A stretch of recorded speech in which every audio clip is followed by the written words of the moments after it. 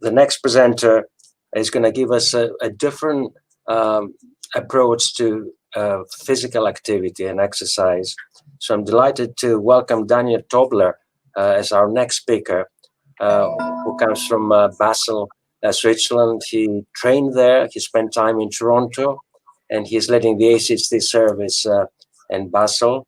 And he gave an absolutely outstanding talk on the same subject in Skimania last year. So Daniel, we're planning to have your choir with us today, but maybe we have to wait for a couple of years. Thank you.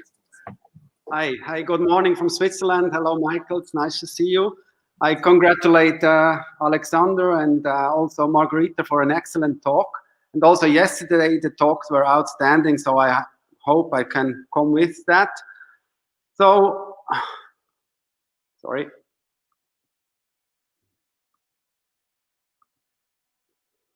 This is my talk. It's maybe a bit a misleading title, The Swiss Way of Training in ACHD. I will give you an alternative to sport for patients with structural heart disease. And you know, in Switzerland, we have some quite unique mountains. So this is a picture I just took 2 weeks ago when I was climbing to Mount Allerlin, of 4,000 meters above sea level. You can see the Mount Blanc here. And it's a fact of nature that, of course, we do a lot of winter sports.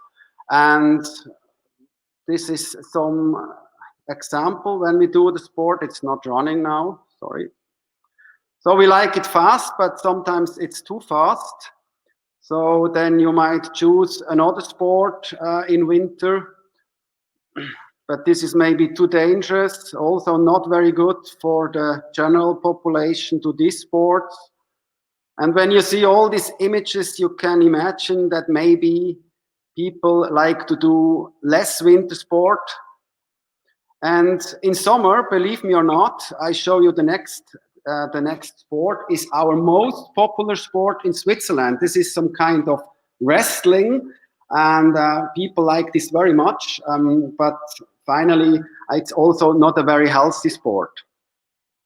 So what should we do? We also know that sport is very healthy, and particularly exercise capacity is the holy grail for a long and healthy life. And this is not only true for patients with cardiovascular disease, but also for normal subjects. As you can see now, the better your exercise capacity, the less likely you will die in the upcoming years. And this is also true for congenital heart disease. But what limits exercise capacity in heart disease? That's mainly decreased cardiac output, driven by cardiac dysfunction, but also pulmonary factors such as pulmonary vascular disease, and in heart failure, muscular factors that leads to decreased muscle blood flow, decreased muscle function, and decreased respiratory muscle function.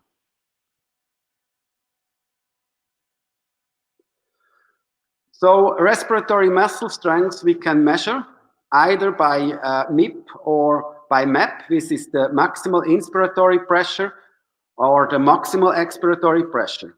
And muscle strength is the correlate of the diaphragm of the intercostal muscle. This is MIP, and of the abdominal muscles, this is the MEP. Respiratory muscle function in heart failure is markedly decreased in comparison to the normal population. And Matthias Greuthmann, when he was in Toronto, showed that also in congenital heart disease, respiratory muscle function is decreased in comparison to a healthy control. Two other facts are very interesting with respiratory muscle strength. It correlates best with perceived dyspnea. It's not ejection fraction, it's not NT-proBNP, it's the muscle strength which is directly connected to the brain. And finally, respiratory muscle strength stratifies prognosis on top of peak VO2. This is a sample of patients with heart failure with the same peak VO2, and you can see the better the muscle strength is, the better the survivor is. So you can imagine that training of the respiratory muscle function is a non-cardiac therapeutic target in congenital heart disease and in patients with heart failure. And indeed, there are small randomized trials showing an increase with training with such a handheld over time and strengthens the respiratory muscle function. So my story begins when I met this 31-year-old lady with repaired truncus arteriosus type 1. She was admitted to our hospital with perimyocarditis and heart failure symptoms with a reduced ejection fraction of 30%. And we treated her. We started a heart failure treatment, and only 4 months after that, when she did cardiopulmonary exercise test, the test was normal. So I was wondering, why did she so well? And she was telling me that she is a professional singer. She is a soprano singer, very well famous, touring across Europe and Canada. And also, she's not only a singer, she is also a teacher. And what she does is daily breathing exercise. These are yoga exercise. Maybe I show here. And the principle is very simple. You increase resistance to strengthen your muscle, the diaphragmatic muscle and the inspiratory muscle and the expiratory muscle, with simple measures such like a scarf or a straw.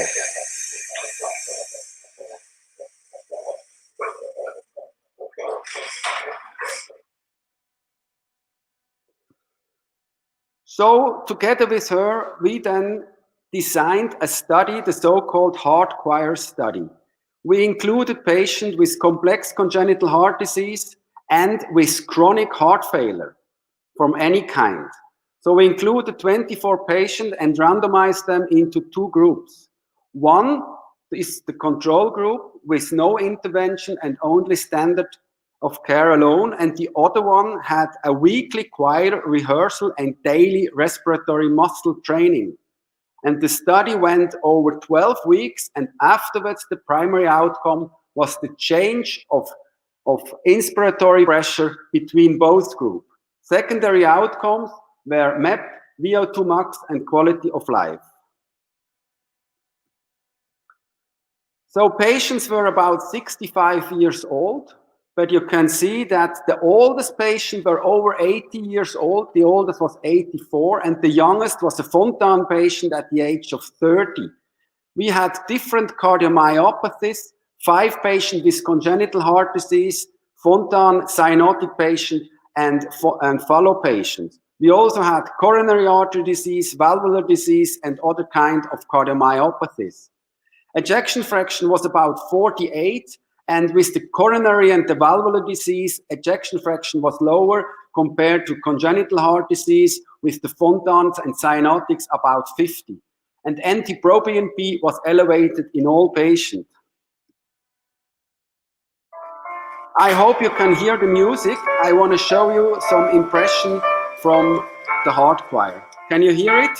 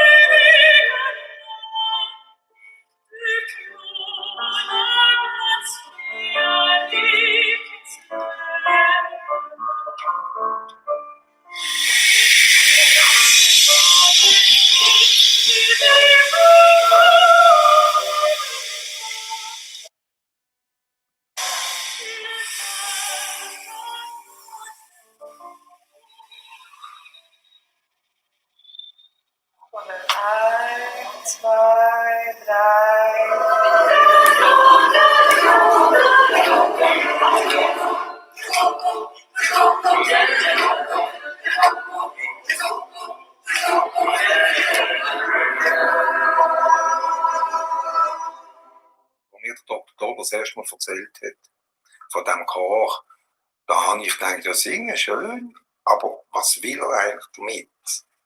Ich hatte schon länger die Idee gehabt, ein Projekt zu machen, das die Atemkraft bei Patienten mit angeborenen Herzfehlern und Patienten mit Herzinsuffizienz verbessern.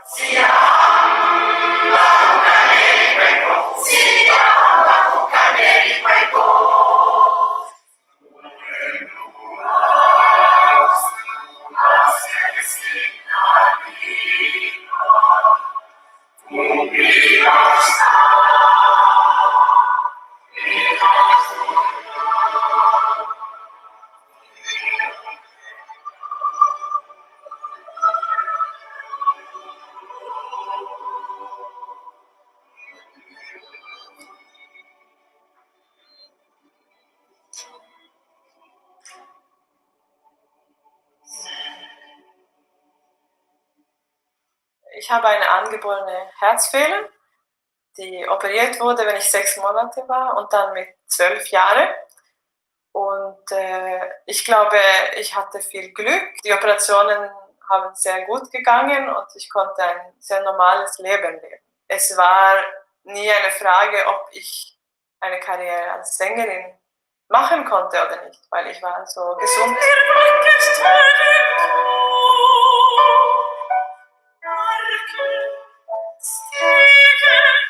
In dieses letztes Jahr, wenn wir dieses Projekt angefangen haben und ich habe darüber gedacht, dass es vielleicht wirklich damit zu tun hat, dass ich viel singe und dass ich viel Atemübungen mache.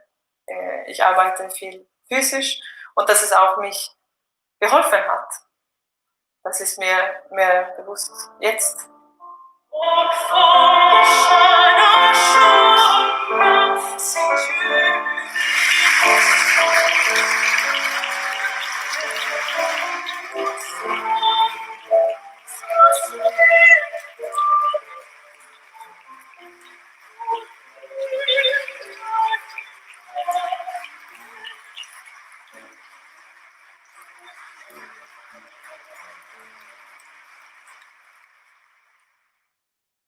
Wo das Konzert vorbei war, am Tag drauf, da sind mir die Melodien nochmal durch den Kopf, da bin ich bin nicht depressiv, aber da bin ich richtig traurig geworden. Ich bin traurig aus dem Grund, weil am Montag drauf keine Probe mehr stattgefunden hat. Und eigentlich das ganze Vergnügen plötzlich abrupt fertig ist, auch wenn das Konzert ein Riesenerfolg war. Das ist so wie das, was er erwartet hat, was er mir erzählt hat. Dass das wirklich eine Wohltat ist. Fürs Herz.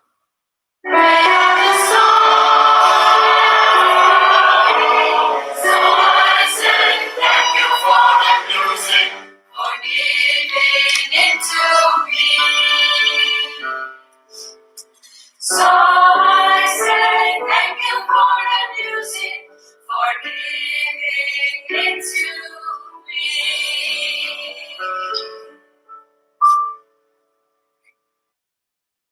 So here I'm back again. You can imagine that the concert was much more important than the study. But for me as a researcher, I also was interested in the numbers. And luckily, the primary endpoint, which was the change of maximal inspiratory pressure between both groups, was significantly higher in the intervention group compared to the control group. And this increase of MIP was associated with the baseline MIP. That means the lower the baseline, the weaker the patient, the more he could benefit. And he could benefit, the better his compliance was. The more he was training breathing exercise at home, the better was the increase of MIP. There was no significance in the secondary endpoints, MEP and MBO2. But quality of life in the choir group was better after the intervention compared to the control group. So in conclusion, respiratory muscle strength in cardiac diseases is a prognostic factor and correlates with the degree of dyspnea. Breathing exercises improves in combination with choir singing in regard of respiratory muscle strength, quality of life, and maybe also exercise capacity. Breathing exercises is an alternative to sport, not only in Switzerland, and singing in a choir improves quality of life. We continue it with our heart choir for 2019 and 2020 and included patients with shortness of breath for contribution to general health. But unfortunately, we had to stop abruptly in February, March due to COVID-19. So now we are doing videos with some breathing exercises and some notes where the patient can sing, and it looks like this. Und wir nehmen die Arme hoch. Und beim Ausatmen lachen wir die Luft aus. Ha, ha, ha, ha, ha. Wir schütteln die Arme dazu. So I thank you very much for your attention, and I hope you enjoyed the video. Daniel, thank you so much for sharing this with us. and you know, your choir, the lead singer, the patients are amazing, and we merely follow the patients on their lifelong journey and learning from them. So many congratulations. Thank And you. much appreciated.